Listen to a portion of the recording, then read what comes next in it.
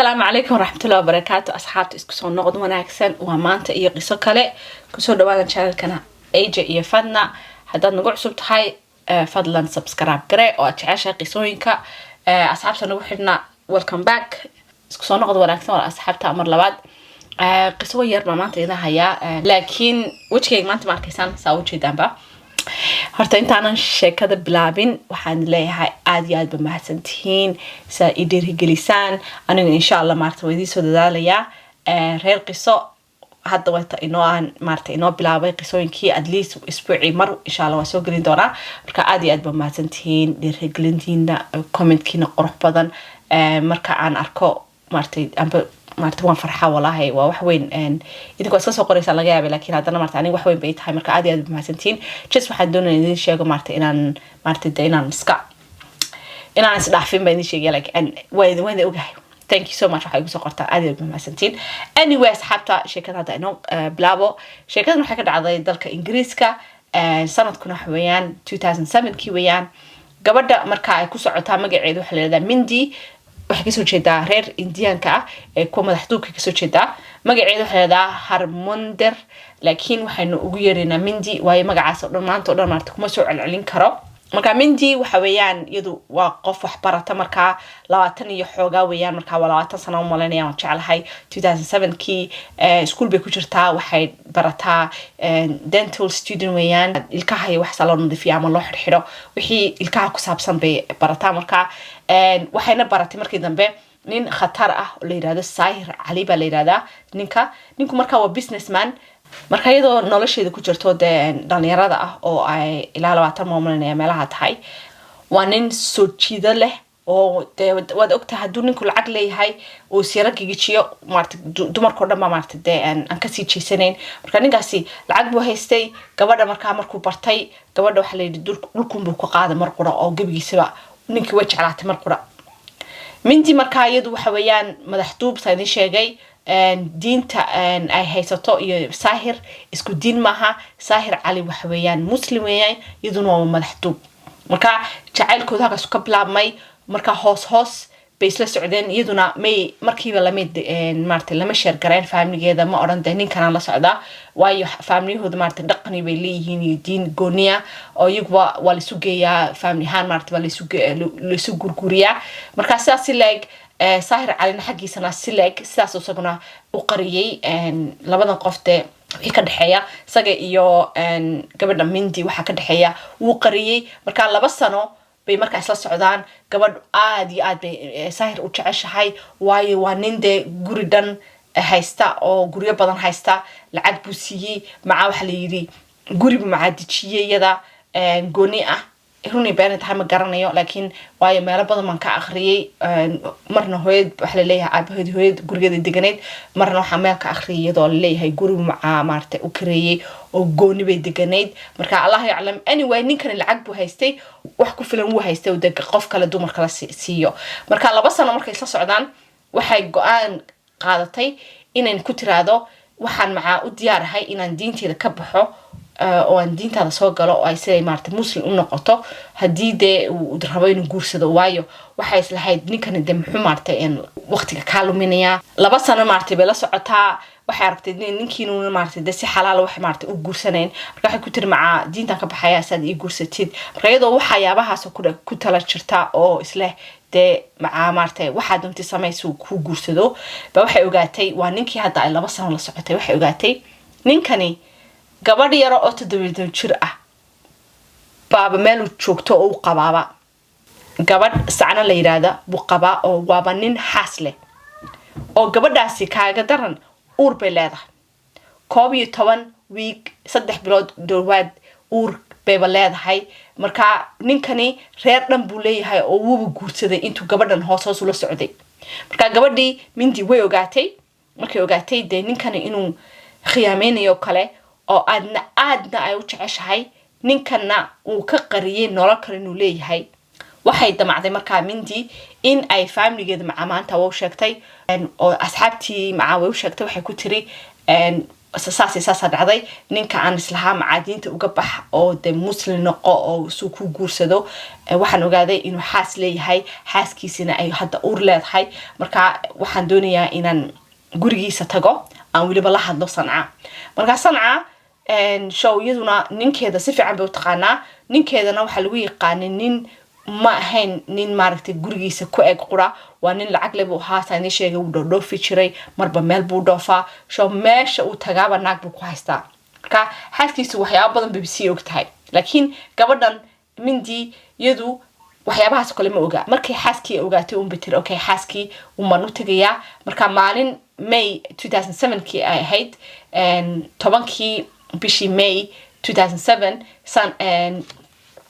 Mindy waxay tiri Sanca u tagayaa waxaan doonayaa inaan u soo sheego in ninkeedu uuna ahayn nin fiican oo ninkeed maarta oo naakala la socdo aniga ila socdo oo aan 2 sano aan isjecleen oo macaa igu balan qaaday inuu iguursan doono oo aan diyaar u ahay macaa inaan diinta ka baxo si aan muslim noqdo oo muslim si xalaal ah isu guursano wixii oo dhan bay doonaysay family-geeda iyo friends-keedana way u sheegtay waxay ku tiri family-gaas aan u socdaa afaan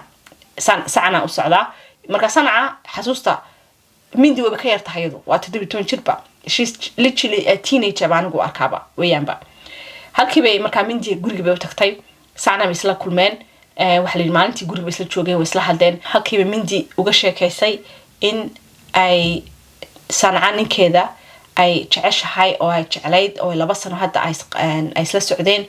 oo ugu balan qaaday macaa inuu guursan doono iyaduna diinta ka bixi doonto marka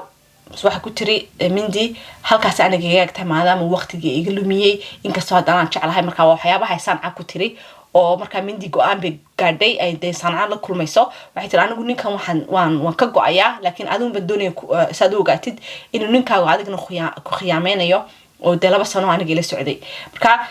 Mindy sidii markay samaysay Mindy gurigeedii bay maarta ku soo noqotay marka family-geedii friends-keedii way og yihiin cabaad ka bacdi next day waxa la ogaaday Sanca gurigii waxa laga helay iyadoo meeda oo sariirteedii dhex jiifta oo dhiig meel kasta ka qulqulayo oo meeda loogu yimi walaasheedna baa heshay gabadhii isla markiiba Mindy markay maqashay poliiska la hadashay waxay ku tiri anigu waxaan doonayaa inii sheego in aan anigu shalay tala kulmay Sanca marka waa next day waxa xasuusta waa bishii 10keedii May 2007 marka ay Mindy Sanca la kulmayso gurigeeda kula kulmayso marka meedka Sanca la helayana waxa weeyaan waa next day waa 12 May 2007 kii weeyaan marka isla markiiba markay maqashay saacado ka bacdi markay maqashay waa taan sheegay Mindy poliiska la hadashay waxay ku tiri anaaba guriga gabadha joogay marka poliisku waqtiba kuma qaadan inay ogaadaan sheekadan marka Mindy iyo Sanca iyo ninkeeda iyo waxaas maartay ku saabsan Mindy way wareysteen way u yeedheen waxay yiraahdeen Mindy adigu maxaa tahay Mindy way isu sheegtay waxay ku tiri anigu shalayto markaan u tagay Sanca ay nooleed waxaan ugu tagay guriga saan u sheego in maaragtay ninkeedu de inuu khiyaamaynayo oo aniga aan u been u sheegay oo aniga 2 sano iga lumiyay oo anigana igu balan qaaday inuu guursan doono oo macaa oo aan diyaar u ahay inaan diinta ka baxo family-geyga aan raali ka ahay macaa family-geyga inaan ka tago oo aan wax ayna rabin aan sameeyo laakiin markaan ogaaday ninkan inuu khiyaamaynayo aan go'aan gaaray marka aan ka go'o laakiin just waxaan doonayay Sanca inaan ogaato waxa la yidhi okay halkan fadhiiso marka wixii markii la isu geeyay waxaba la yiri adaa bedelay gabadhii waayo waxa la yiri qofkii ugu dambeysay baa tahay Mindy adiga gabadhan dilay oo waxa la yiri 40 Mindy baa jirkeeda ku maqan waxa la yiri maadaama adigu the motive baad leedahay sabab baad adigu u leedahay oo qofka maanta Sanca dili karaa qura waa adiga maadaama ay aad ogaatay inay Sanca ay tahay xaaskii ninka aad maartay aad jeceshahay adiga laftiga hadda idaawanaya ama dhageysanaya waxaas leedahay suurtagal maaha waayo hadii ay iyadu dishay waayo ay macayadu telefoonka maartay u soo qaadanaysaa poliiska la hadlaysaa oranayso bal waxaan doonayay just inaan sheego gurigaas anaa joogay gabadhaas anaa la hadlay anaa ugu dambeeyay baan u maleynayaa xiligaas waxaas ahayd waxaasan sameynay waxaasan ka wada hadlay wixii oo dhan bay uga sheekaysay ta kale macaa friends-keeda way ogaayeen in ay Mindy guriga u socoto way u sii sheegtay waxay ku tiri Sanca man maartay la kulmayaa ninka aan jecel lahay Sahir Ali xaaskiisa baan la soo hadlaya family-geeda maca hooyadii abaheed maca way ogaayeen maca waxa qabatay CCTV baa qabatay saacadii guriga markay ka soo noqotay caadi CCTV baa la hayaa iyadoo oo baasiinka gaadhigeeda ku shubanaysa oo markaa gurigeeda u socota wixii oo dhan markaa isma laha gabadhana 40 mindi baa jirkeeda ku maqan waa dhimatay family-geedan markaasna maalintaasna telefoonkeeda dhowr joor baa la soo hadlayay gabadha waxa la yidhi family-geeda baa ilaalinayay oo mental health-keeda maartay xagga maskaxiyan aad bay uga warwarsanayeen uurna way lahayd xasuusta 3 bilood ku dhawaad bay lahayd marka isla markiiba booliiskiiba meel fogba ma tagin mindi bay soo gabadhii mindi bay soo qabteen xabsiga maartay geliyeen maxkamad baa la saaray waxa la yiri qof kale aan ahayn adiga mooyaane ma dilin gabadhii wixiiba waa la buubsiiyay inkastoo haddana jirkeedii maca la waayay waayo qofku markuu mindi qofka kala gelinayo kole maartay waa la dagaalamaysaa ama adiga mindida way ku saraysaa ama dharka ay xidhnayd ba maca dhiig gaarayaan waxa la yiri maca dharkii marka ay gabadhu ay xidhnayd maalintaas waa taayadu de booliiska maartay la hadlayso dharkii ba macaayada laga qaaday mindi waxa la yiri dharkii aad xidhnayd aad markaad maartay saanaca gurigeeda tagtay baan doonaynaa inaanu baadhno maca dharkeedii waxba lagama helin wax xabad iyo dhiiga way qofka kale markuu mindi gelinayo you can imagine like dhiig baad kugu soo seedmanay inta badan dadka taas lagu helaa laakiin gurigeedii maca marka la tagay dharkii xidhna la baaray gaarigii la baaray waxba waa laga waayay just waxa la yiri guriga maadaama adigu aad tagtay oo maca gacanteedii fingerprint laga helay de wayna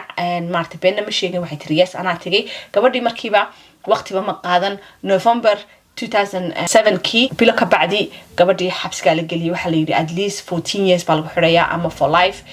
mindi ilaa hadda way xiran tahay November 2007 kii sida ay jeelka u gashay mindi ilaa iyo berigii 2007 kii jeelka ay ku jirtay ilaa hadda way ku jirtaa marka dad badan baa ka soo hadlay oo sheekadan ay arkay inay si khalad maartay wax ku jiraan waayo waxa la ogaaday gabadha Sanca in ay hore u ogeyd baninkeedu inuu naaga kale la socday oo naaga kale lacagta siin jiray oo iyada maartay aan u roonayn oo ay family-geeda macay ka warwarsanaayeen oo ay oran jirtay marun baan isdilaya waxaas oran jirtay marka family-geedu aad bay uga warwarsanaayeen maalintaasna waxa la yiri waxa heshay meedkeeda Sanca waxa heshay walaasheed markii ay telefoonka la soo hadashay walaasheed waxay booliisku ku tiri khalaas walaashay way samaysay waxay doonaysay way samaysay way isdishay baan u malaynayaa anyway way dhimatay